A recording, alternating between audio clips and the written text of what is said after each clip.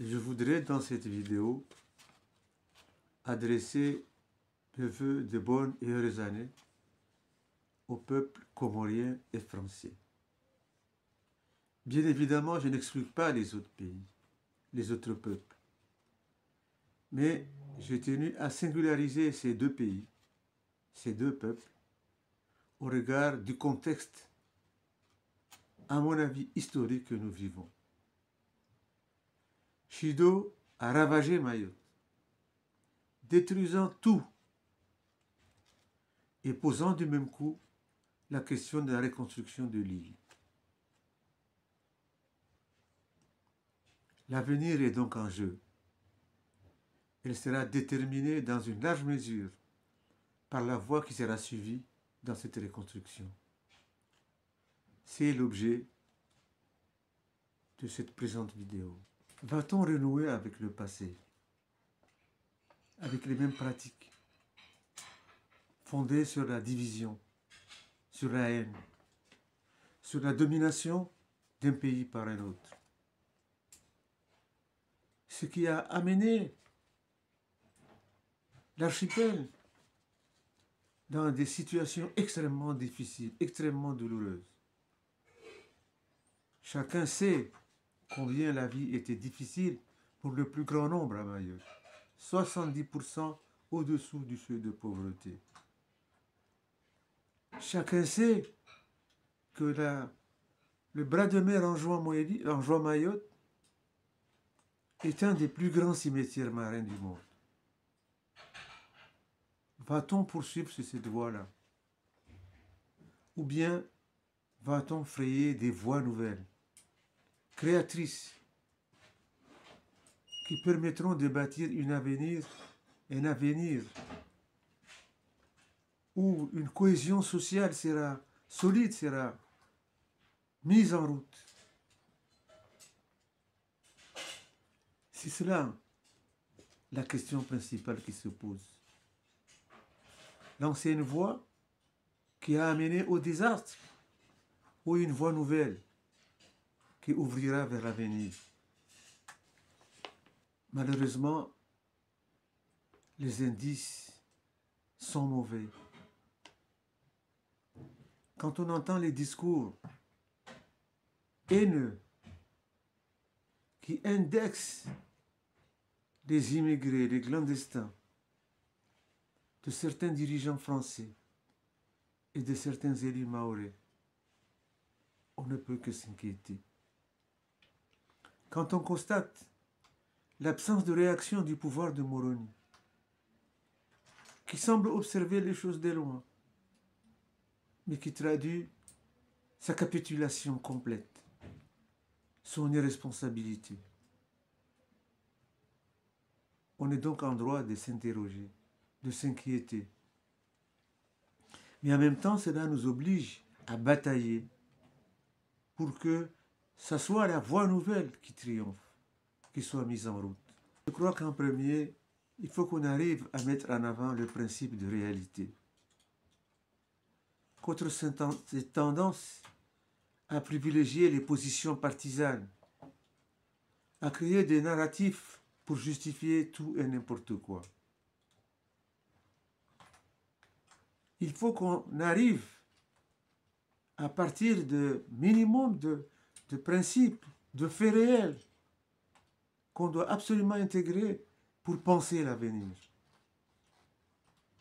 Et de ce point de vue, je pense en premier qu'on doit reconnaître que 50 ans de séparation laissent des traces profondes. 50 ans d'administration séparée, ce n'est pas rien. Même si ce n'est rien par rapport à l'histoire. Mais ça laisse des traces. Qui pire est, depuis 1995, l'instauration du visa Balladur a conduit à cultiver la haine, à diviser profondément les gens, a occasionné la mort et la disparition de dizaines de milliers de personnes sur le bras de mer en juin Mahorais.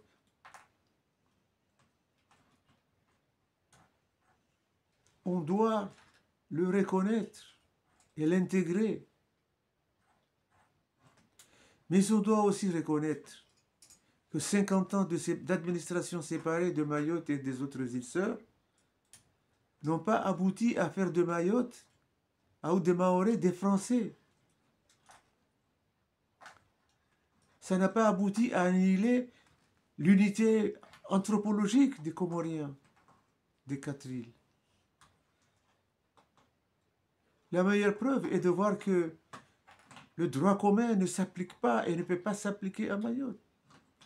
On doit recourir à d'innombrables dérogations, à couper les cheveux en quatre pour croire et faire semblant d'eux ou faire croire aux gens que. Mais la réalité est là, forte, qui s'impose.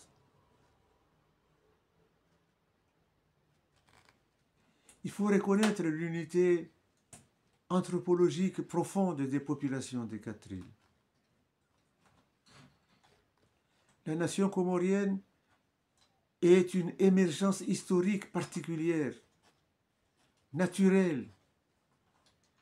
Personne, ni physique ni morale, n'est à la base de la création de cette civilisation singulière qui unit les populations de nos 4 îles, qui fait que nous traitons les affaires de la vie courante de la même façon, qui fait que nous parlons la même langue,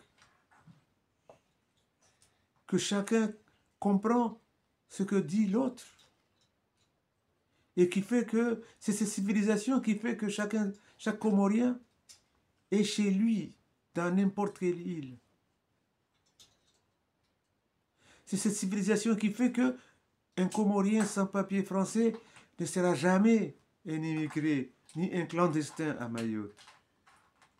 C'est cette unité qui fait que ne pas en tenir compte, c'est aller à l'échec. Et la reconstruction doit absolument intégrer cette dimension dans les orientations qui vont être tracées. Voilà l'enjeu. S'efforcer de regarder les réalités, de l'affronter et de trouver les voies à suivre pour solutionner les questions. Et non nier les évidences, nier les naturels, car cela mènera à des voies de garage. Mais enfin, peut-on imaginer, à près de 10 000 km de Paris, un îlot français, qui plus est constitué par plus de 90% de musulmans? Où est la cohérence dans cette vision? Où est la pertinence d'une telle vision? De notre côté, comment peut-on penser à un îlot de prospérité sans être intégré dans son environnement naturel? En réalité, penser à une reconstruction sans tenir compte de la réalité, sans tenir compte des faits objectifs, on aboutira à l'échec. Et déjà, beaucoup de gens parlent de l'échec. Beaucoup de gens s'interrogent sur les propositions du Premier ministre français.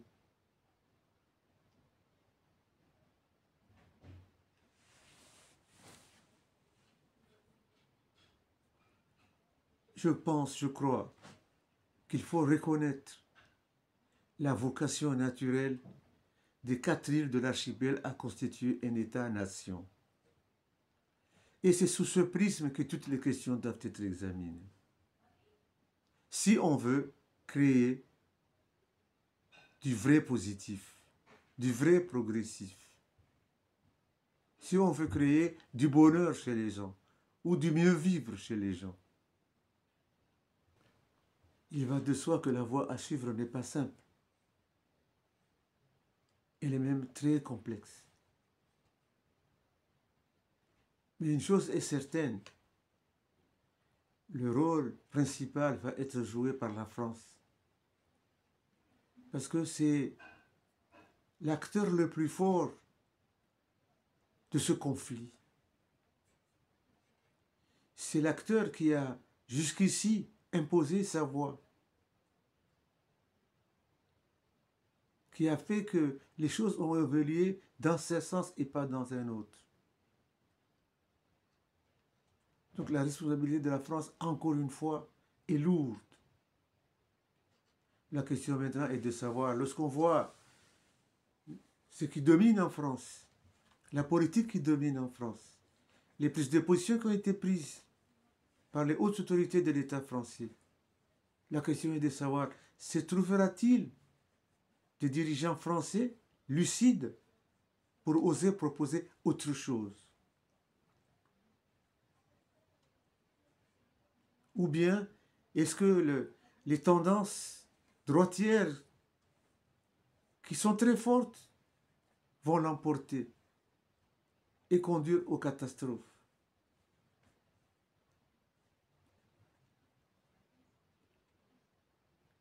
La question se pose aussi du côté des élus mahorais.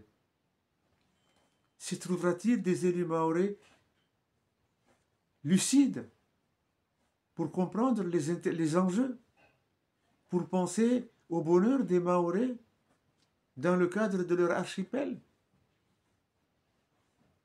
Ou continueront-ils à penser que c'est par la violence que développent ces collectifs qu'ils vont être plus français que français? Il y a bien évidemment aussi le rôle du pouvoir azali ou du pouvoir qui sera installé à Moroni.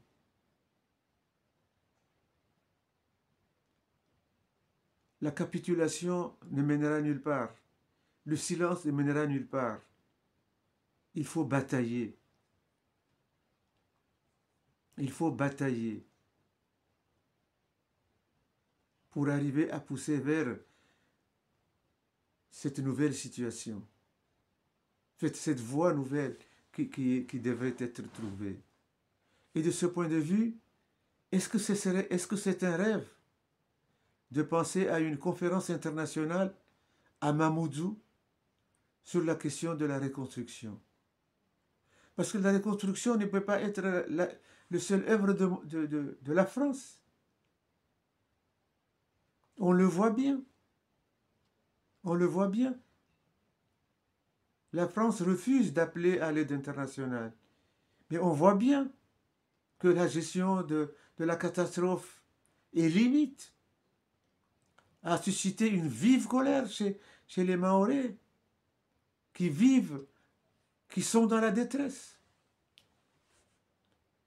qui même après plus de 3 semaines se retrouvent encore dans une situation indescriptible. Situation encore aggravée par les pluies qui viennent de s'abattre sur l'île. On s'imagine des personnes sans toit, sous des pluies diluviennes fortes, des gens qui n'ont pas à manger, qui n'ont rien. 3 semaines après.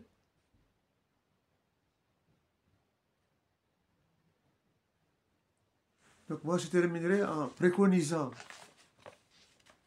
ou en proposant comme objectif, comme premier objectif, pour penser à trouver la voie, la nouvelle voie qui pourra sortir le pays de cette situation désastreuse. Une conférence internationale à Mamoudzou pour imaginer la voie de la reconstruction de Mayotte dans le cadre d'un archipel qui va vers l'apaisement, qui sème les grains de la réconciliation, qui pense à la prospérité de l'archipel, de tout l'archipel. Car c'est dans ce cadre-là que la vie sera meilleure pour tous les gens de l'archipel, pour tous les habitants de nos 4 îles. Aucune île ne pourra être en paix et développée si les autres sont dans une situation calamiteuse. Il ne faut pas être grand clerc pour le comprendre.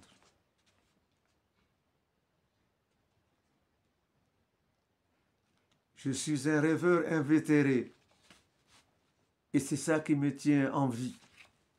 Et je continuerai à rêver. Et je propose aux grands dirigeants aux grands acteurs de ce conflit qui maintenant a duré plus d'un demi-siècle, de penser l'avenir, de penser à en sortir. Car quelle que soit la situation, quelle que soit la violence qui sera utilisée, la cause de l'unité des quatre îles dans le cadre d'un État-nation ne s'éteindra jamais. Elle ne s'éteindra jamais. Il y a des causes qui ne s'éteignent jamais malgré l'adversité. Et on le voit bien en Palestine, que malgré toutes ces années, malgré la répression, malgré le génocide, mais la cause est là. Elle ne sera pas éteinte. La cause de l'unité de nos quatre îles est de la même nature. Elle ne sera jamais éteinte.